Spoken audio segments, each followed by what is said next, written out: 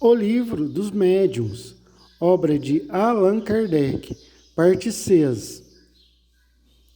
No navio da Marinha Imperial Francesa, estacionado nos mares da China, toda a equipagem, desde os marinheiros até o Estado-Maior, se ocupava em fazer que as mesas falassem. Tiveram então a ideia de evocar o espírito de um tenente que pertencera à guarnição do mesmo navio e que morrera havia alguns anos. O espírito veio e, depois de várias comunicações que a todos encheram de espanto, disse o que se segue por meio de pancadas. Peço-vos que mandeis pagar ao capitão a soma de... indicava a cifra, que lhe devo e que lamento não ter podido restituir-lhe antes da minha partida. Ninguém conhecia o fato. O próprio capitão esquecera esse débito, aliás, mínimo.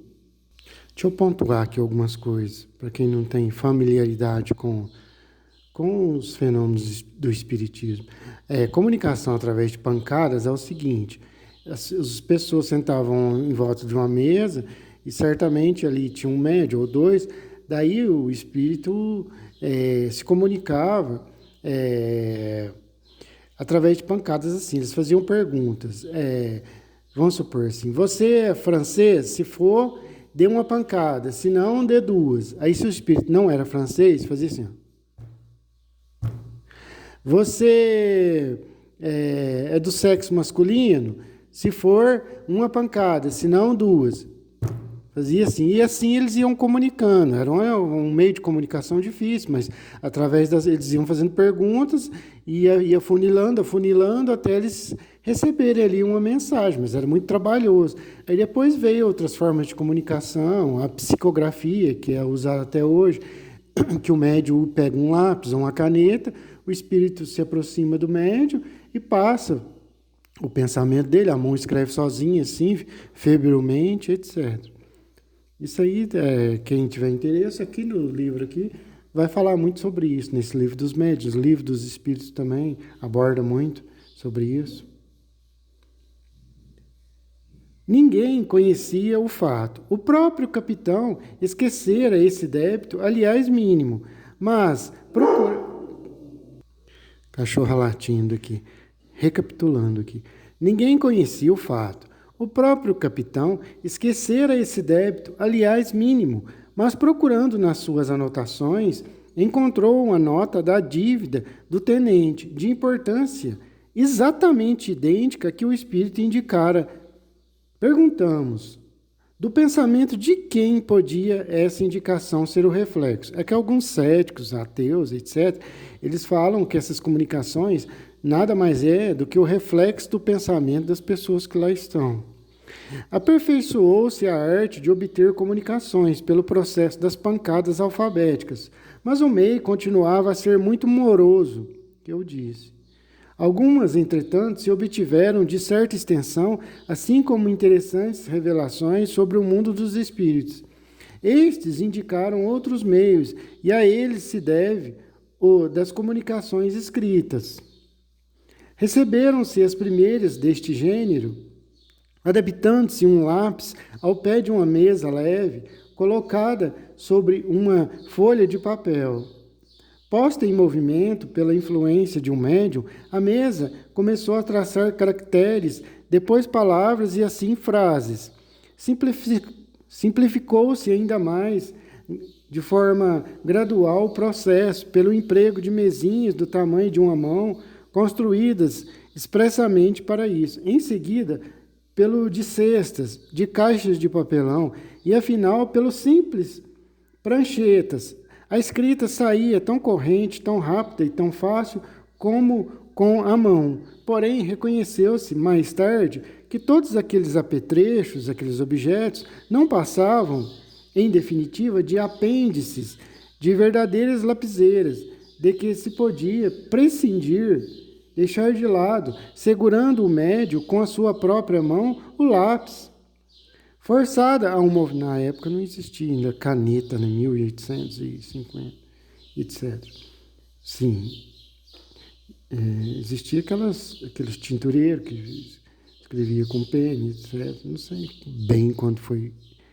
Não sei bem, não sei quando foi inventada a caneta, mas eu acho que com certeza não existia caneta, porque senão eles usariam a caneta, que é mais prático.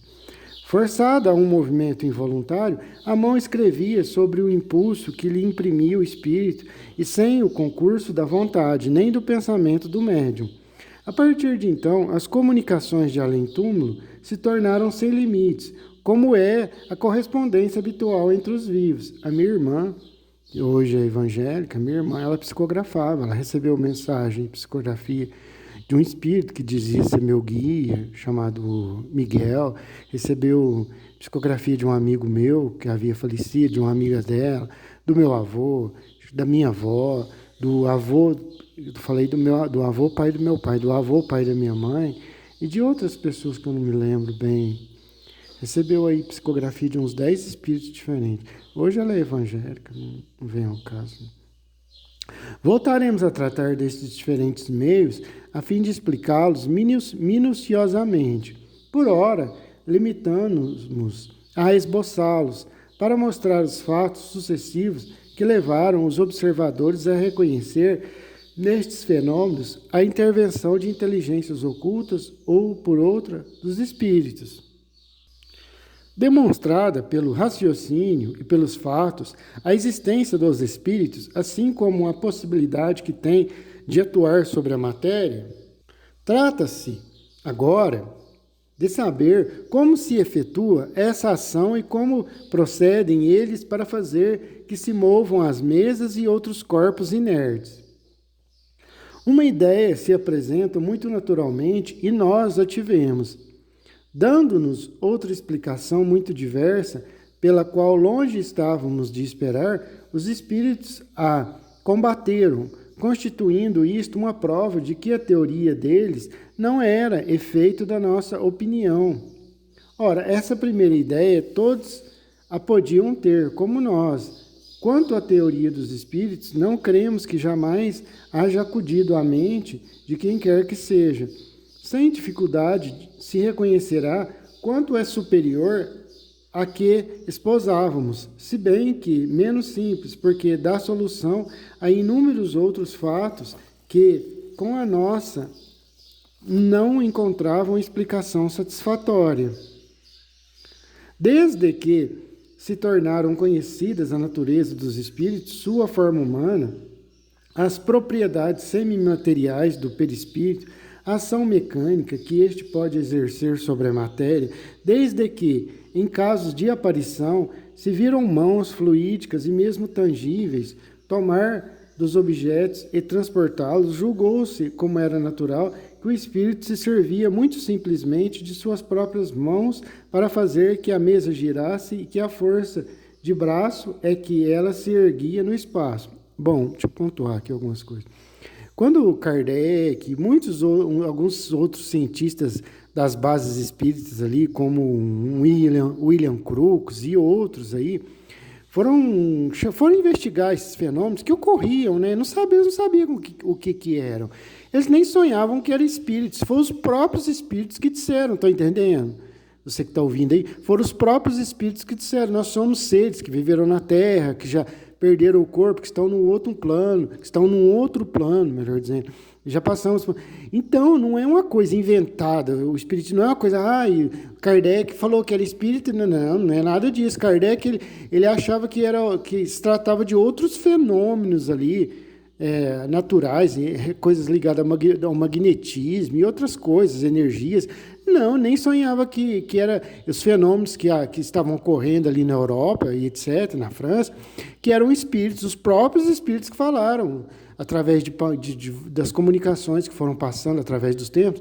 Nós somos seres, somos homens ou mulheres, né? Só que viveram na Terra, que passaram por outro plano através do fenômeno, através da morte, etc. e tal. Então, essas coisas tem que pontuar, e isso é muito importante ser dito.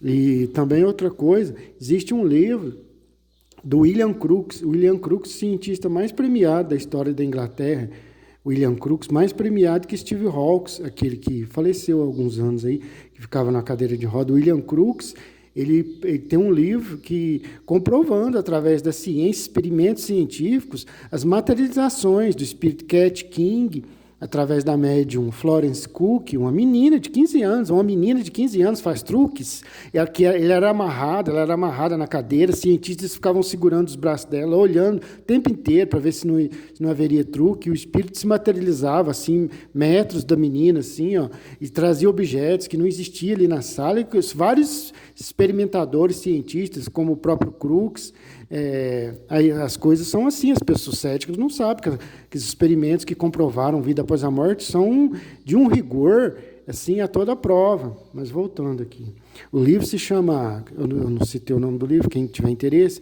se chama Fatos Espíritas, de William Crookes. Fatos Espíritas, obra de William Crookes. Quem tiver interesse tem no Google aí para baixar, é só você colocar PDF, livro Fatos Espíritas, de William Crookes. Aí você vai baixar, você vê como eram realizadas essas materializações através desse cientista inglês. Mas então, sendo assim, que necessidade havia de médium? Não pode o espírito atuar só por si? Porque é evidente que o médium, que as mais das vezes põe as mãos sobre a mesa em sentido contrário ao do seu movimento, ou que mesmo não coloca ali as mãos, não pode secundar o espírito por meio de uma ação muscular qualquer? Deixemos, porém, que primeiro falem os espíritos, a quem interrogamos sobre esta questão. As respostas seguintes nos foram dadas pelo espírito São Luís. Muitos outros depois as confirmaram. Aí alguém também pode pensar, mas São Luís é um santo da igreja. Isso não tem nada a ver. Isso é santo, isso é uma denominação aqui mundana, que é algo que, me fugiu a palavra aqui, é algo que é algo meio político, assim, pela igreja, mas um espírito está lá, a igreja não pode falar pelos seres, não pode ordenar o que eles fazem, eles estão no plano espiritual, eles têm uma outra visão do mundo, e esses São Luís se comunicava através de médios, Santo Agostinho e outras figuras da igreja, personagens da igreja católica. As respostas seguintes nos foram dadas pelo Espírito São Luís. Muitos outros depois as confirmaram. Será o fluido universal uma emanação da divindade? Não. Será uma criação da divindade? Tudo é criado por Deus, exceto o próprio Deus. O fluido universal será ao mesmo tempo o elemento universal? Sim, é o princípio elementar de todas as coisas. Alguma relação tem ele com o fluido elétrico, cujos efeitos conhecemos? É o seu elemento. Em que estado o fluido universal se nos apresenta na sua maior simplicidade? Para o encontrarmos na sua simplicidade absoluta, precisamos ascender aos espíritos puros. No vosso mundo, ele sempre se acha mais ou menos modificado para formar a matéria compacta que vos cerca. Entretanto, podeis dizer que o estado em que se encontra mais próximo daquela simplicidade é o do fluido a que chamais fluido magnético animal. Já disseram que o fluido universal é a fonte da vida. Será ao mesmo tempo a fonte da inteligência? Não, esse fluido apenas anima a matéria. Pois que é desse fluido que se compõe o perispírito, parece que neste ele se acha como estado de condensação que o aproxima até certo ponto da matéria propriamente dita. Até certo ponto, como dizeis, porquanto não tem todas as propriedades da matéria, é mais ou menos condensado conforme os mundos. Como pode um espírito produzir o movimento de um corpo sólido? São combinações, combinando uma parte do fluido universal com o fluido próprio àquele efeito que o médium emite. Mais ou menos isso se relaciona com algo chamado ectoplasma que o médium tem. Será com os seus próprios membros, de certo modo, solidificados que os espíritos levantam a mesa?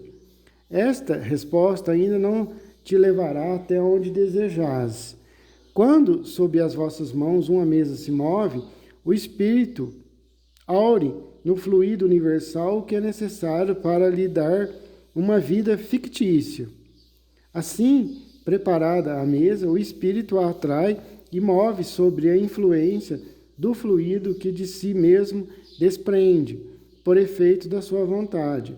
Quando que pôr em movimento uma mesa por demais pesada para suas forças, chama em seu auxílio outros espíritos, cujas condições sejam idênticas às suas. Em virtude da sua natureza etérea, o espírito, propriamente dito, não pode atuar sobre a matéria grosseira, sem intermediário, isto é, sem o elemento que o liga à matéria.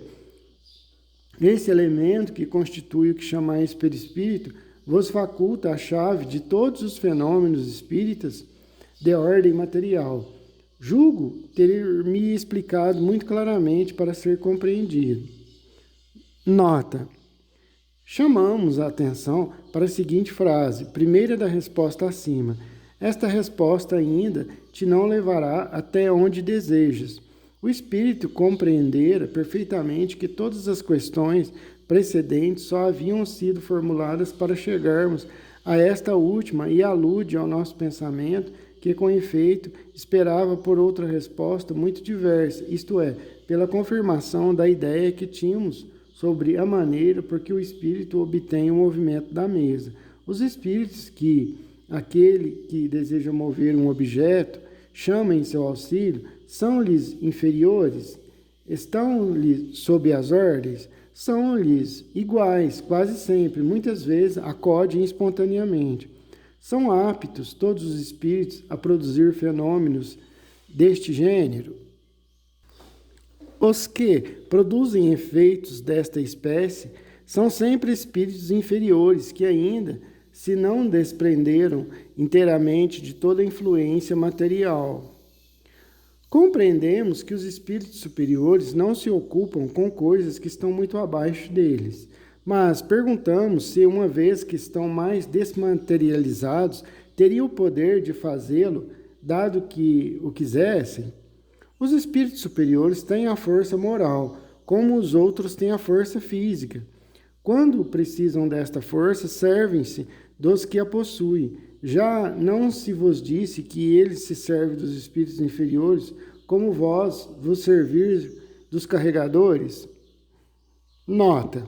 Já foi explicado que a densidade do perispírito, se assim se pode dizer, varia de acordo com o estado dos mundos. Parece que também varia em um mesmo mundo de indivíduo para indivíduo. Nos espíritos moralmente adiantados, é mais sutil e se aproxima da dos espíritos elevados.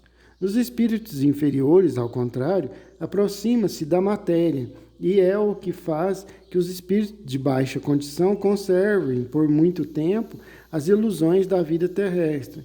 Esses pensam e obram como se ainda fossem vivos, experimentam os mesmos desejos e quase que se poderia dizer a mesma sensualidade. Esta grosseria do perispírito, dando-lhes mais afinidade com a matéria, torna os espíritos inferiores mais aptos às manifestações físicas.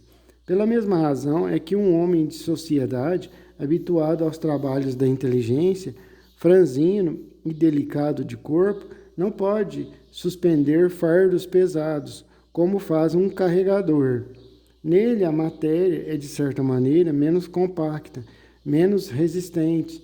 Os órgãos, há menos fluido nervoso, sendo o perispírito para o espírito o que o corpo é para o homem, e como a sua maior densidade corresponde menor inferioridade espiritual, essa densidade substitui no espírito a força muscular, isto é, dá-lhe sobre os fluidos necessários as manifestações um poder maior do que o que dispõem aqueles cuja natureza é mais etérea.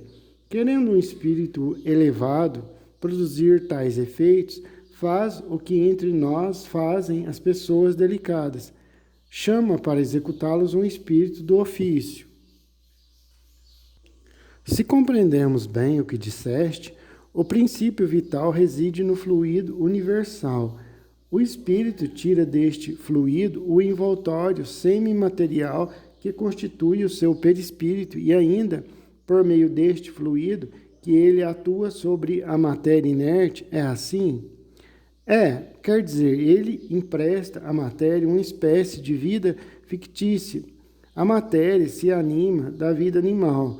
A mesa que se move debaixo das vossas mãos vive como animal, obedece por si mesma ao ser inteligente. Não é este quem a impele, como faz o homem com um fardo. Quando ela se eleva, não é o espírito quem a levanta com o esforço do seu braço. É a própria mesa que, animada, obedece à impulsão que lhe dá o espírito. Fundo cachorral, fundo gatal, fundo galinhal. Quem está me ouvindo aí, ouve um livro áudio com todos esses mimos, gato, cachorro, galinha. Que papel desempenha o médium nesse fenômeno? Já eu disse que o fluido próprio do médium se combina com o fluido universal que o espírito acumula. É necessária a união desses dois fluidos, isto é, do fluido animalizado e do fluido universal para dar vida à mesa. Mas nota bem que essa vida é apenas momentânea, que se extingue com a ação e, às vezes, antes que esta termine, logo que a quantidade de fluido deixa de ser bastante para a animar. Pode o espírito atuar sem o concurso de um médium? Pode atuar à revelia do médium. Quer isto dizer que muitas pessoas, sem que o suspeitem, servem de auxiliares aos espíritos. Delas aurem os espíritos como de uma fonte o fluido animalizado de que necessitam. Assim é que o concurso de um médium, tal como o entendeis, nem sempre é preciso, o que se verifica principalmente nos fenômenos espontâneos. Animada, atua à mesa com inteligência? Ela pensa? Óbvio que não. Isso não teria cabimento. Pensa tanto quanto a bengala com que faz um sinal inteligente.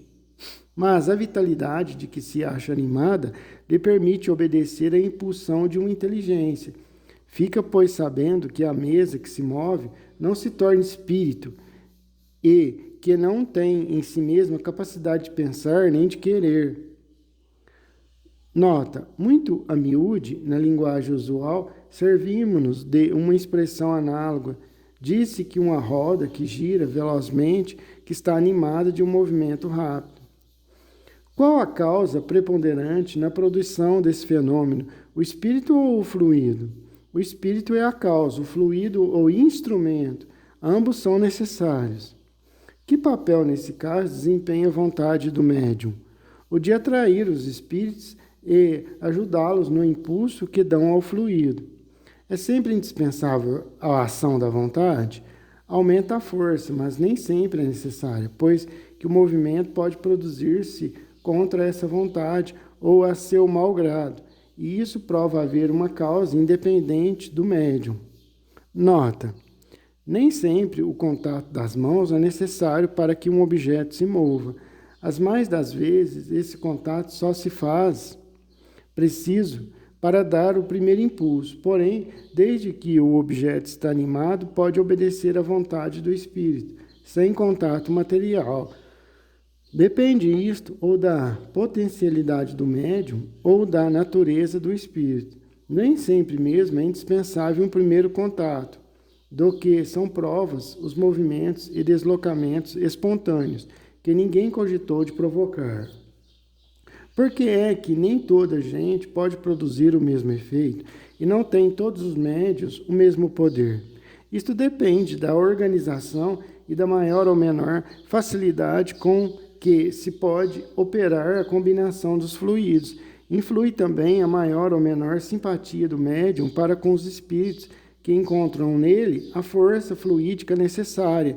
Dá-se com esta força o que se verifica com a dos magnetizadores, que não é igual em todos. A este respeito, há mesmo pessoas que são de todo refratárias, outras com as quais a combinação só se opera por um esforço de vontade da parte delas. Outras, finalmente, com quem a combinação dos fluidos se efetua tão naturalmente e facilmente que elas nem dão por si isso e servem de instrumentos a seu mau grado, como atrás dissemos. Vede aqui adiante o capítulo das manifestações espontâneas. Nota, estes fenômenos têm, sem dúvida, por princípio, o magnetismo, porém, não como geralmente o entendem. A prova está na existência de poderosos magnetizadores que não conseguiram fazer que uma pequenina mesa se movesse e na de pessoas que não logram magnetizar ninguém, nem mesmo a uma criança, as quais, no entanto, basta que ponha os dedos sobre uma mesa pesada para que esta se agite. Assim, desde que a força mediúnica não guarda proporção com a força magnética, é que outra causa existe. As pessoas qualificadas de elétricas podem ser consideradas médios. Essas pessoas tiram de si mesmas o fluido necessário à produção do fenômeno e podem operar sem o concurso de outros espíritos. Não são, portanto, médiuns, no sentido que se atribui a esta palavra, mas também pode dar-se que um espírito a um espírito as assista e se aproveite de suas disposições naturais.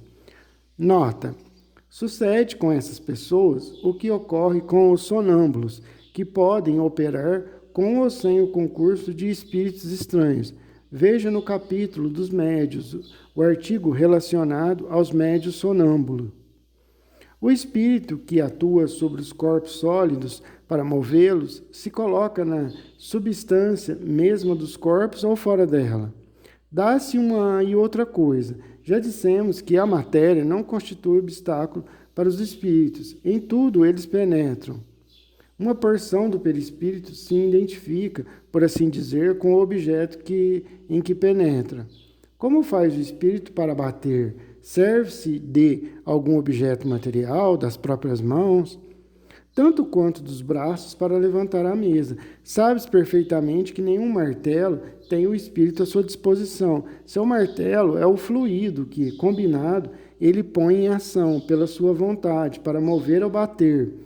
Quando move um objeto, a luz vos dá a percepção dos movimentos. Quando bate, o ar vos traz o som. Concebemos que seja assim quando o espírito bate num corpo duro. Mas como pode fazer que se ouçam ruídos ou sons articulados na massa instável do ar? Pois que é possível atuar sobre a matéria, tanto pode ele atuar sobre uma mesa como sobre o ar. Quanto aos sons articulados, pode imitá-los, como pode fazer com quaisquer outros ruídos. Dizes que o espírito não se serve de suas mãos para deslocar a mesa. Entretanto, já se tem visto, em certas manifestações visuais, aparecerem mãos a dedilhar um teclado, a percutir as teclas e a tirar dali sons. Neste caso, o movimento das teclas não será devido, como parece, à pressão dos dedos. E não é também direta e real essa pressão quando se faz sentir sobre nós, quando as mãos que exercem deixam marcas na pele? Não podeis compreender a natureza dos espíritos, nem a maneira por que atuam, senão mediante comparações que, de uma e outra coisa, apenas vos dão ideia incompleta. E errareis sempre que quiserdes assimilar aos vossos os processos de que eles usam. Estes, necessariamente, hão de corresponder à organização que lhes é própria. Já te não disse eu que o fluido do perispírito penetra a matéria e com ela se identifica, que a anima de uma vida fictícia? Pois bem, quando o espírito põe os dedos sobre as teclas de um piano, realmente os põe e, de fato, as movimenta. Porém, não é por meio da força muscular que exerce a pressão. Ele as anima como faz com a mesa, e as teclas, obedecendo-lhe à vontade, se abaixam e tangem as cordas do piano. Em tudo isto, uma coisa ainda se dá, que difícil vos será compreender. é que alguns espíritos, tão pouco adiantados, se encontram e, em comparação com os espíritos elevados, tão materiais se conservam, que guardam as ilusões da vida terrena e julgam obrar como quando tinham um corpo de carne. Não percebem a verdadeira causa dos efeitos que produzem, mais do que um camponês compreende a teoria dos sons que articula. Perguntar-lhes como é que tocam piano e vos responderão que batendo com os dedos nas teclas, porque julgam ser assim que o fazem, mas não é. O efeito se produz instintivamente neles, sem que saibam como, se bem lhes resulte da ação da vontade. O mesmo ocorre quando se exprimem por palavras. Nota: destas explicações decorre que os espíritos podem produzir todos os efeitos que nós outros homens produzimos, mas por meios apropriados à sua organização. Algumas forças que lhes são próprias substituem os músculos de que precisamos para atuar, da mesma maneira que, para um mudo, os gestos substituem a palavra que lhe falta. Entre os fenômenos que se apontam como probantes da ação de uma potência oculta, alguns há, evidentemente, contrários a todas as conhecidas leis da natureza. Nesses casos, não será legítima a dúvida? É que o homem está longe de conhecer todas as leis da natureza. Ora, se as conhecesse todas, seria um espírito superior. Cada dia que se passa desmente os que, supondo tudo saberem, pretendem impor limites à natureza, sem que, por isso, entretanto, se tornem menos orgulhosos. Desvendando-lhe incessantemente novos mistérios, Deus adverte o homem de que deve desconfiar de suas próprias luzes, porquanto dia virá em que a ciência do mais sábio será confundida.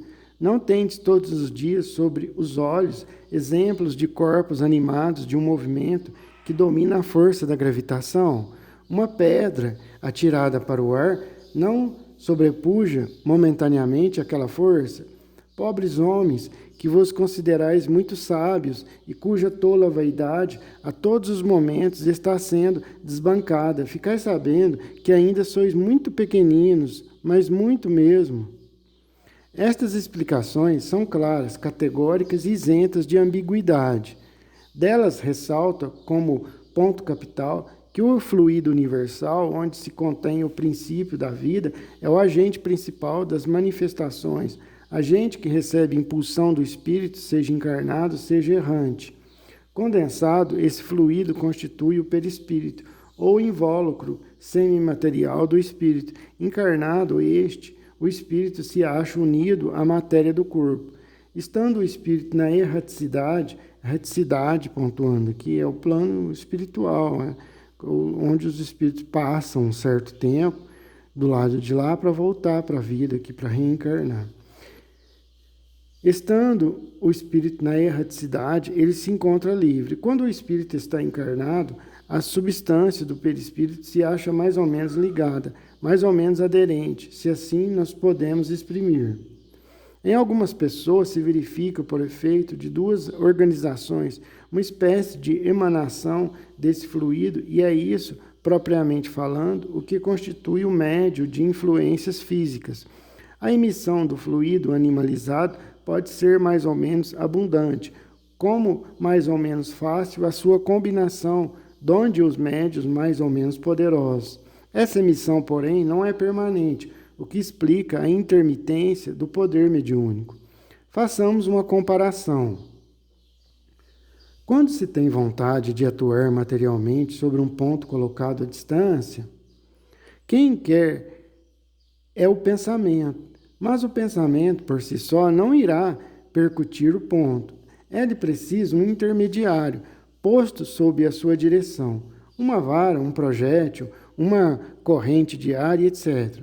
Notai também que o pensamento não atua diretamente sobre a vara, porquanto, se esta não for tocada, não se moverá. O pensamento, que não é senão o espírito encarnado, está unido ao corpo pelo perispírito, e não pode atuar sobre o corpo sem o perispírito, como não o pode sobre a vara sem o corpo. Atua sobre o perispírito por ser esta a substância com que tem mais afinidade. O espírito, O perispírito atua sobre os músculos tomam a vara e a vara bate no ponto visado. Quando o espírito não está encarnado, faz-lhe preciso um auxiliar estranho, e este auxiliar é o fluido, mediante o qual torna ele o objeto sobre que quer atuar, apto a lhe obedecer à impulsão da vontade. Assim, quando um objeto é posto em movimento, levantado ou atirado para o ar, não é que o espírito o tome, empurre e suspenda, como faríamos com as nossas mãos. O espírito o satura, por assim dizer, do seu fluido, combinado com o do médium, e o objeto momentaneamente vivificado por este fluido obra como faria um ser vivo, com a diferença apenas de que, não tendo vontade própria, segue o impulso que lhe dá a vontade do espírito. Pois que o fluido vital que o espírito, de certo modo, emite, dá vida fictícia e momentânea aos corpos inertes, pois que o perispírito não é mais do que esse mesmo fluido vital. Segue-se, quando o espírito está encarnado, é ele próprio quem dá vida ao seu corpo, por meio do seu perispírito, conservando-se unido a esse corpo, enquanto a organização deste o permite. Quando se retira, o corpo morre. Agora, se em vez de uma mesa esculpirmos uma estátua de madeira e sobre ela atuarmos como sobre a mesa, teremos uma estátua que se moverá, que baterá, que responderá com os seus movimentos e pancadas. Teremos, em suma, uma estátua animada momentaneamente de uma vida artificial. Em lugar de mesas falantes, ter-se-iam estátuas falantes. Quanta luz esta teoria não projeta sobre uma imensidade de fenômenos até agora sem solução. Quantas alegorias e efeitos misteriosos ela não explica. Os incrédulos ainda objetam que o fenômeno da suspensão das mesas sem ponto de apoio é impossível por ser contrário à lei da gravitação. Respondendo-lhes desta forma, daremos a nossa resposta, que, em primeiro lugar, a negativa não constitui uma prova. Em segundo lugar, que, sendo real o fato, pouco importa, contraria ele todas as leis conhecidas, circunstância que só provaria uma coisa, que ele decorre de uma lei desconhecida, e os negadores não podem alimentar a pretensão de conhecerem todas as leis da natureza. Acabamos de explicar... Kardec era perfeito, tinha uma argumentação muito lógica, muito, assim, me fugiu a palavra aqui, muito lógica, muito direta, assim, muito, um argumento simples, assim, e uma refutação muito boa. Acabamos de explicar uma dessas leis, mas isso não é razão para que eles as aceitem, precisamente porque ela nos é revelada por espíritos que despiram a veste terrena, em vez de o ser por espíritos que ainda trazem essa veste e têm assento na academia. Recapitulando aqui. Acabamos de explicar uma dessas leis, mas isso não é razão para que eles a aceitem, precisamente porque ela nos é revelada por espíritos que despiram a veste terrena, em vez de ser por espíritos que ainda trazem essa veste e têm assento na academia.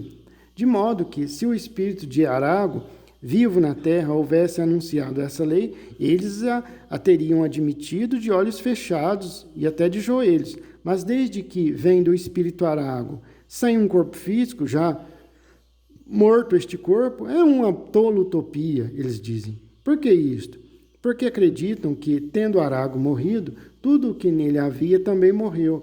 Não temos a presunção de os dissuadir, entretanto, como tal objeção pode causar embaraço a algumas criaturas. Tentaremos dar-lhes resposta colocando-nos no ponto de vista em que eles se colocam, isto é, abstraindo, por instante, da teoria da animação fictícia. Quando se produz o vácuo na campânula da máquina pneumática, essa campânula adere com força tal ao seu suporte que impossível se torna suspendê-la, devido ao peso da coluna de ar que sobre ela faz pressão. Deixe-se entrar o ar e a campânula pode ser levantada com a maior facilidade, porque o ar que lhe fica por baixo contrabalança o ar que pela parte exterior a comprime. Contudo, se ninguém lhe tocar, ela permanecerá assente no suporte, por efeito da lei de gravidade. Agora, comprima-se-lhe o ar no interior, dê-se-lhe densidade maior que a do que está por fora, e a campânula se erguerá apesar da gravidade. Se a corrente de ar for violenta e rápida, a mesma campânula se manterá suspensa no espaço, sem nenhum ponto visível de apoio, à guisa desses bonecos que se fazem rodopiar em cima de um repuxo d'água.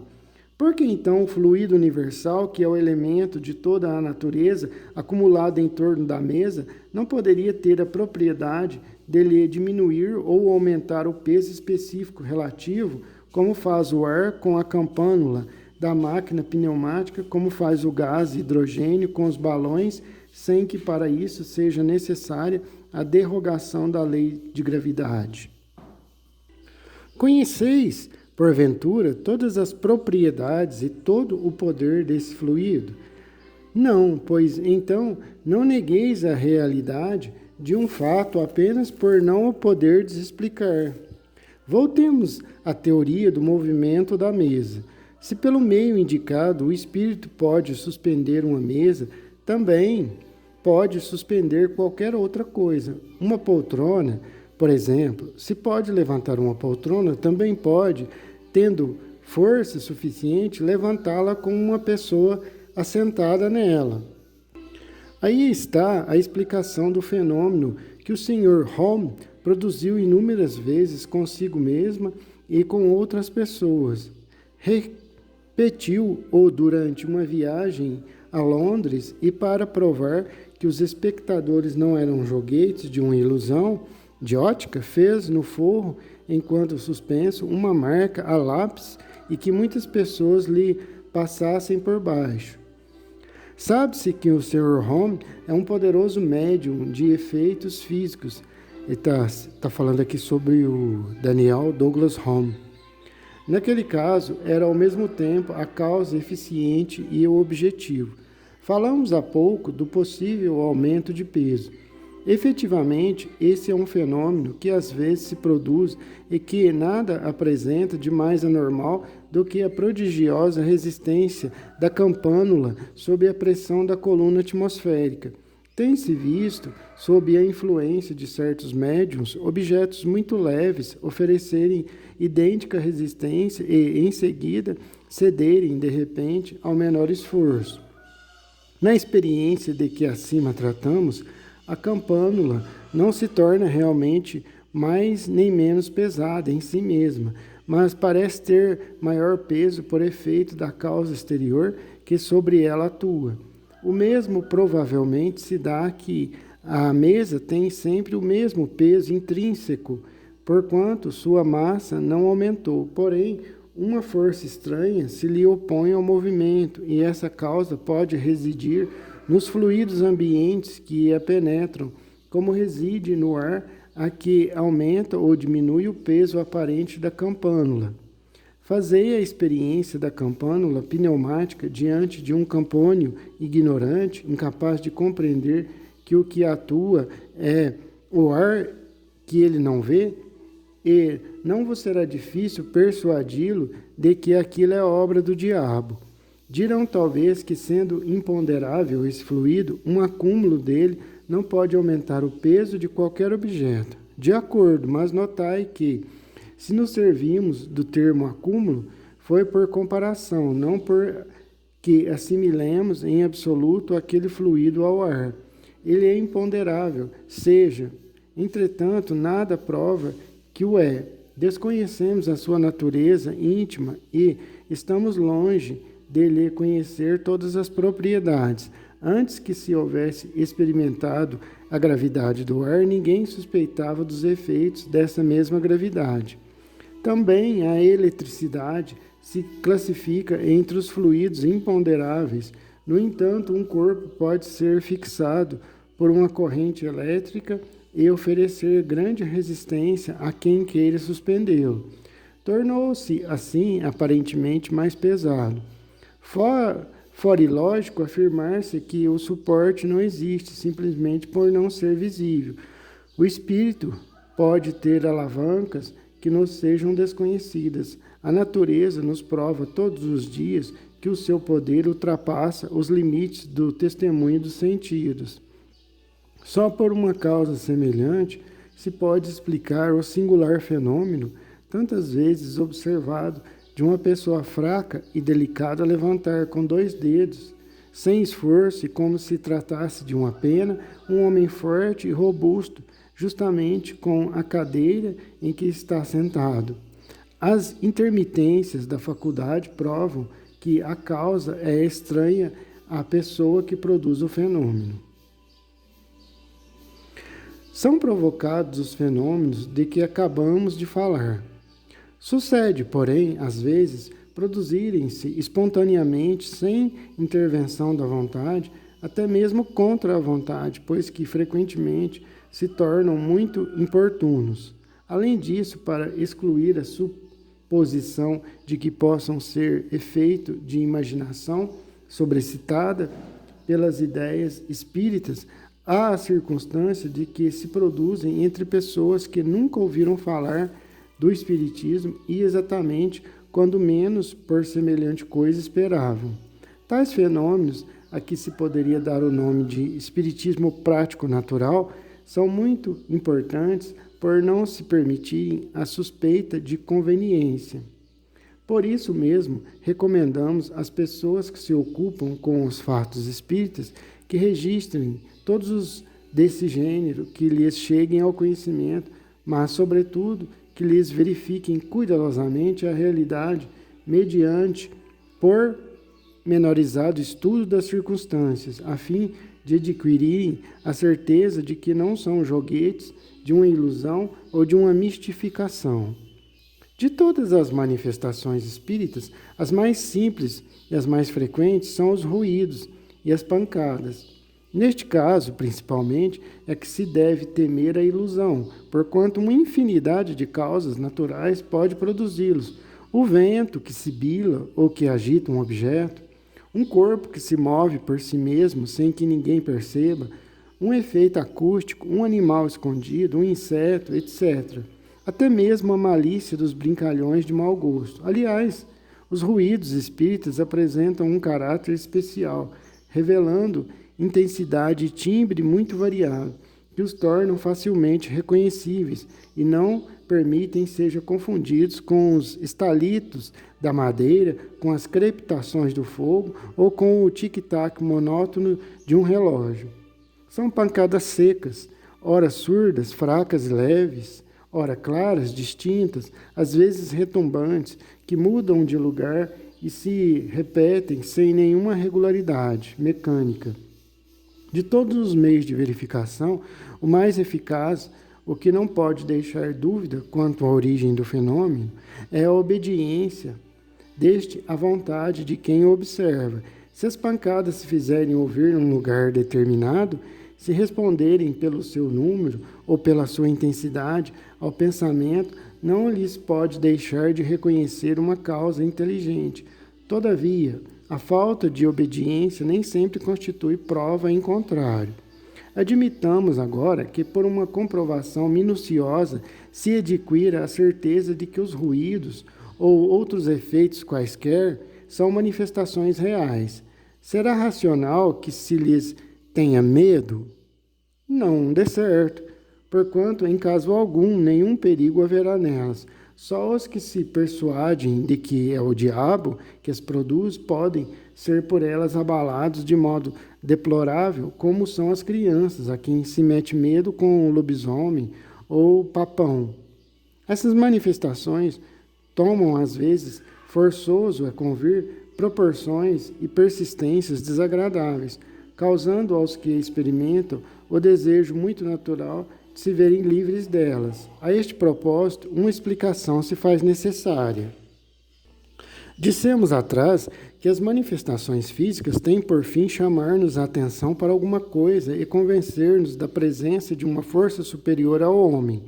Também dissemos que os espíritos elevados não se ocupam com esta ordem de manifestações, que se servem dos espíritos inferiores para produzi-las, como nos utilizamos dos nossos serviçais para os trabalhos pesados, e isso com o fim que vamos indicar.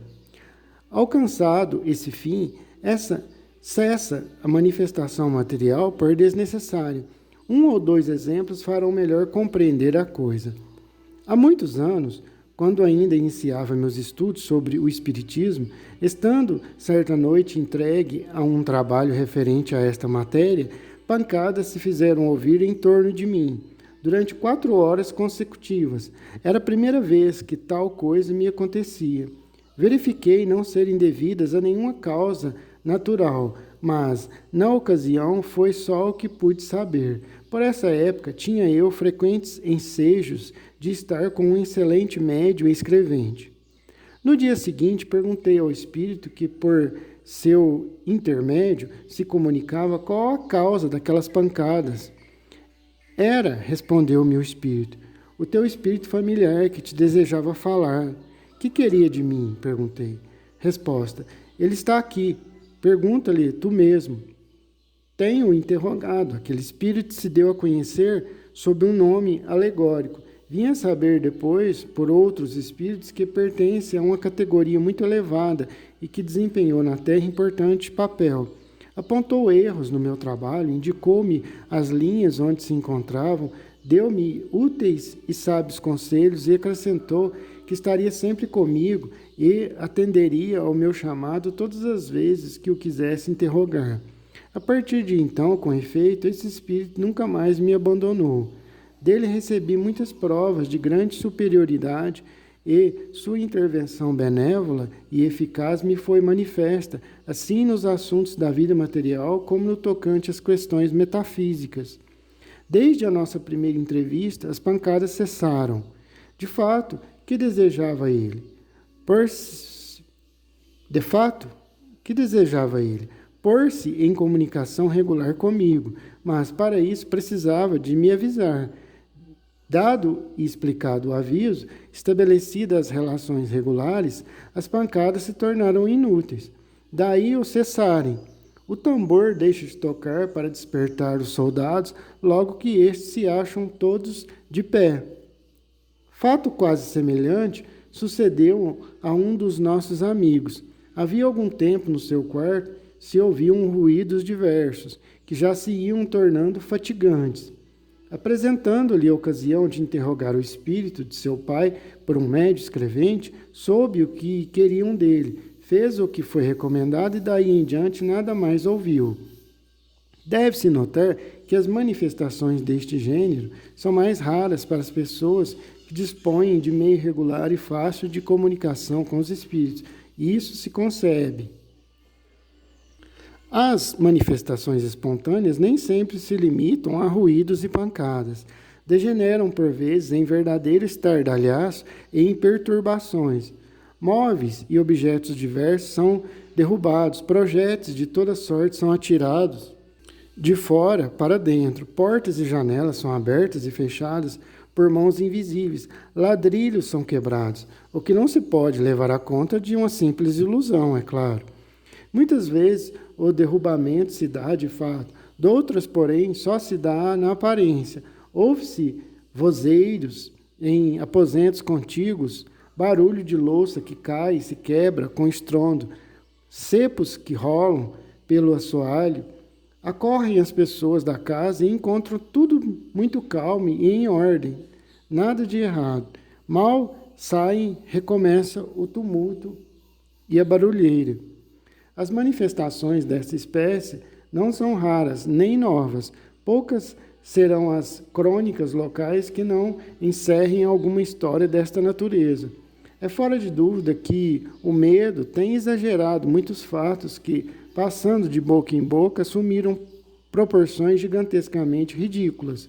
Com o auxílio da superstição, as casas onde eles ocorrem foram tidas como assombradas pelo diabo e daí todos os maravilhosos ou terríveis contos de fantasmas. Por outro lado, a velhacaria não consentiu em perder tão bela ocasião de explorar a credulidade, e quase sempre para a satisfação de interesses pessoais.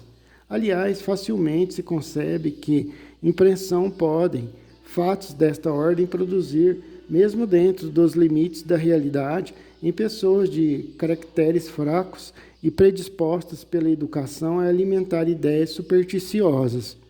O meio mais seguro de obviar aos inconvenientes que possam trazer, visto não ser possível impedir-se de que ocorram, consiste em tornar conhecida a verdade. Em coisas terríficas se convertem as mais simples, quando se lhes desconhecem as causas. Ninguém mais terá medo dos espíritos quando todos estiverem familiarizados com eles e quando os a quem eles se manifestam já não acreditem que estão às voltas com a legião de demônios.